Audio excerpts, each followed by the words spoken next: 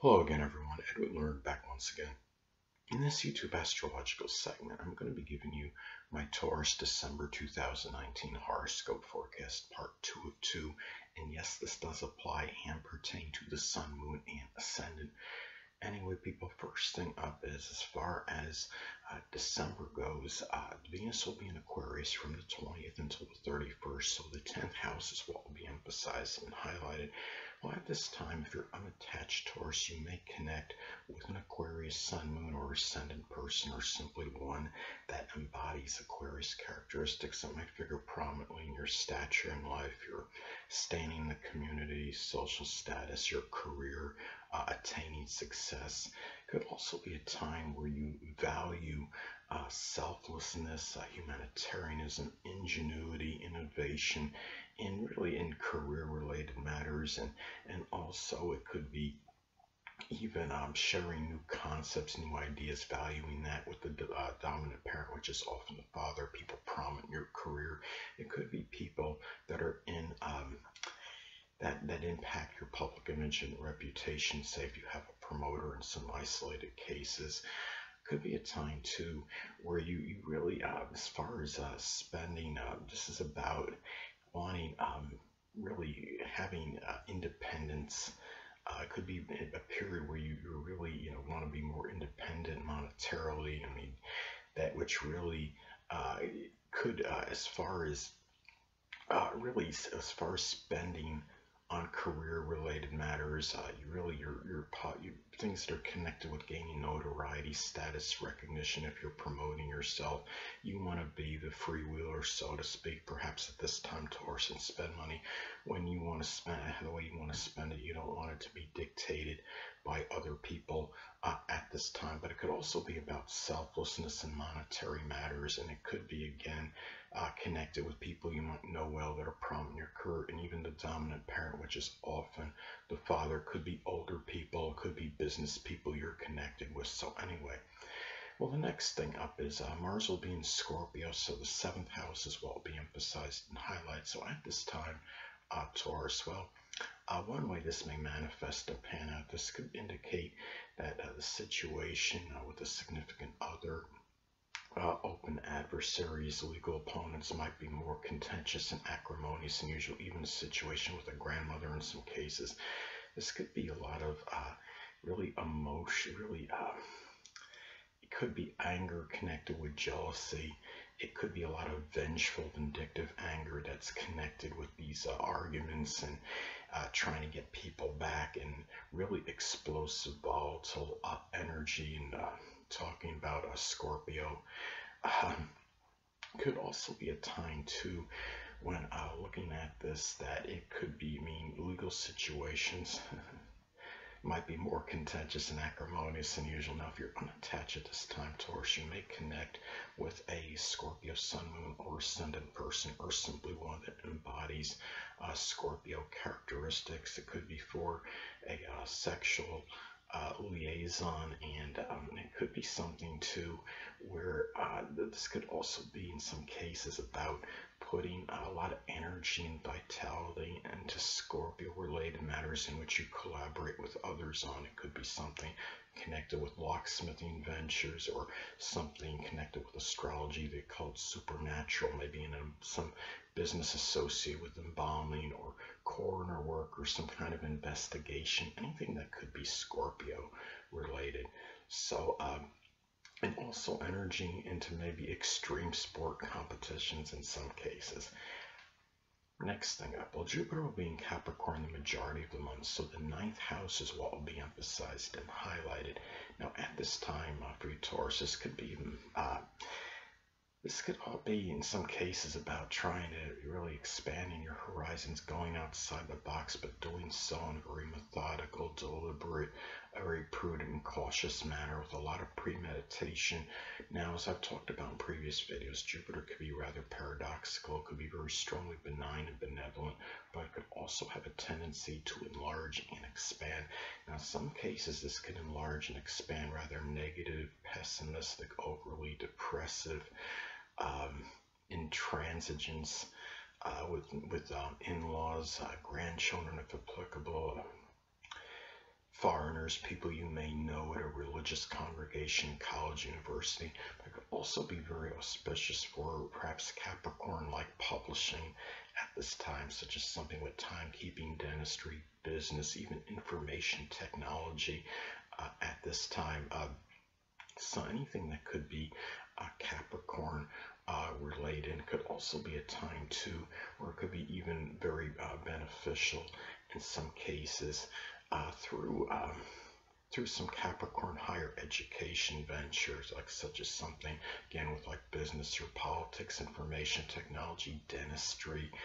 Um, Anything that could be associated with Capricorn, something with business, anything associated with the zodiac sign Capricorn, but could also be at a time too where this could be manifesting a lot of hope and optimism through just really, perhaps just through some conventional or even orthodox religion, or some kind of or even just hope and optimism through just being really through some kind of a philosophy at this time. But it could be one that could be very conventional and orthodox, since we're talking about the zodiac sign Capricorn. It could be a very fortuitous period for just being very serious, premeditative, structured, discipline in ninth house related matters such as higher education, publishing, and religion. So next thing up, well, Saturn will be in Capricorn still, so the ninth house is what will be emphasized and highlighted. So,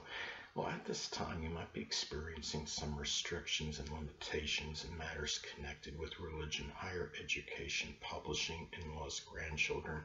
Older people might be figuring more prominently in your philosophical outlook and traveling abroad, uh, maybe even global communications at this time. It could also be at this time where you might be even really avoiding traveling abroad at all costs at this time. Taurus, I mean, not only you're talking about the zodiac sign Capricorn, but Saturn can be about our fears and what's putting us in this state of trepidation. Could also be a time too where you might be doing something as far as something Saturn like, as far as higher education goes, Saturn slash Capricorn like, such as higher education, um, such as dentistry, such as could be something with timekeeping if that's applicable, something with business, politics, management, something with authority. And it's also could be about gaining a lot of structure and discipline in ninth house related matters at this time. And also at this time as well, you might find yourself taking care of a sickly or debilitated in-law or grandchild. It could be something Capricorn related, such as something with the knees, the bones, the joints, the hamstrings. It might be making you feel somewhat despondent and melancholy. Well, next thing up is Uranus will still be in Taurus, so the first house is what will be emphasized and highlighted. So at this time, well, this could manifest a number of ways, Taurus. Well, it could indicate that you might be coming into more contact very personally with Uranus, like people such as astrologers, astronomers, even rocket scientists in some cases, innovators, people that are in computers, electronic fields, esoteric subjects. You might be at this time even change your appearance and really go for some unorthodox or eclectic look at this time. Could also be a time too where it might be a little greater propensity for electric shock. So just be very careful at this time, Taurus, that if you're doing some kind of wiring, make sure you're taking the right precautions and wearing your gloves or whatever you need to at this time. There might be more some nerve related issues, and especially if you already have something at this time, and it's possible it could be exacerbated. I have Uranus almost exactly conjunct my sixth house cusp, and I have a number of irrevocable nerve damage. So, and also a lot of it could be predicated and dependent on aspects. It makes the points in your chart that makes an adverse aspect, say, to your natal Saturn. It could give some difficulties with some Uranus-like type issues with the physical body. So anyway, could also, on a positive note though, could be auspicious for Uranus, like new beginnings, such as something with innovation or electronics, computers, aerospace, humanitarian endeavors. matter, maybe friendships even. It could be Taurus friendships, could be Taurus Sun, Moon, or Ascendant people, or simply ones that embody Taurus characteristics. And you might also be dealing with some more unusual, stubborn, obstinate behavior with first house people, such as people you may have known from your early childhood, a grandmother, people that may have been instrumental in new beginnings. Hold on a moment, people.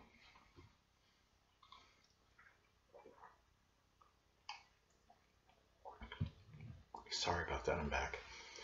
Anyway, next thing up, Neptune will be in Pisces still, so the 11th house is what will be emphasized and highlighted. So at this time, well, I'm actually having this by transit right now, and it could indicate the dissipation or dissolving of friendships, acquaintances. You might feel that your future is a little bit nebulous and unclear at this time. And this is a time too, Taurus, well, on a positive note, it could also be about Neptune.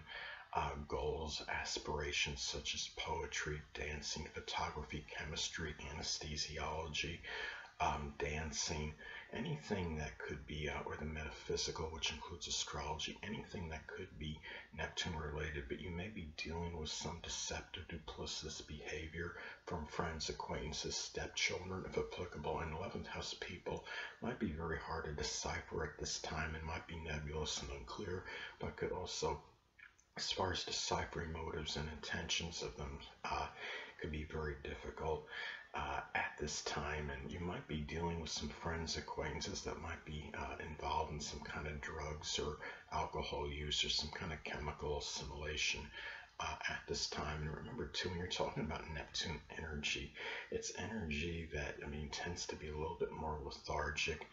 And I mean, you might feel more like daydreaming and fantasizing regarding 11th house matters as opposed to taking action on them. And especially if this is making an adverse aspect to your natal ascendant, Sun, or Mars. Well, last but not least, Pluto will be in Capricorn still, so the 9th house is what will be emphasized and highlighted. So at this time, well, Taurus, I know you don't want me to say the dreaded D word, but I'm going to anyway. Some cases this can manifest in an actual or literal death of an in-law or a grandchild, or maybe someone you know well at a college, university, or religious congregation. It could also be a time too where you're trying to it could be about doing something Pluto-like as far as higher education or publishing goes, something connected with, could be something connected with astrology, the occult, supernatural, something with recycling, something with transformation, such as it could be rebuilding vehicles or anything, again, that could be Pluto-related. It could be studying to be a coroner, mortician, funeral director, because those are death professions, or even surgeon, being a surgeon. This could be a time too where you feel like you're trying to gain some kind of power and control, and maybe some religious matter at this time, or maybe it could be about power, could be about upheavals, dealing with power control issues, with where it could be with in-laws, grandchildren at this time, people you may know at a religious congregation, college, university. Remember too, when you're talking about Pluto energy, it could be energy where you expect infallibility, and that could be connected, again, in-laws, grandchildren, people you might know, could be foreigners, could be if you're in some kind of importing, exporting field, or the dealings with that, or even people, again, at some college, university, some kind of a religious congregation, or if you're involved in publishing, anything that could be a 9th house related at this time. So anyway, people, that'll conclude this YouTube astrological segment for my Taurus December 2019 horoscope forecast part 2 of 2. And stay tuned next time, where I'll be giving you my Gemini December 2019 horoscope forecast part 1 of 2. Until next time, people, Edwin Learnard saying stay well.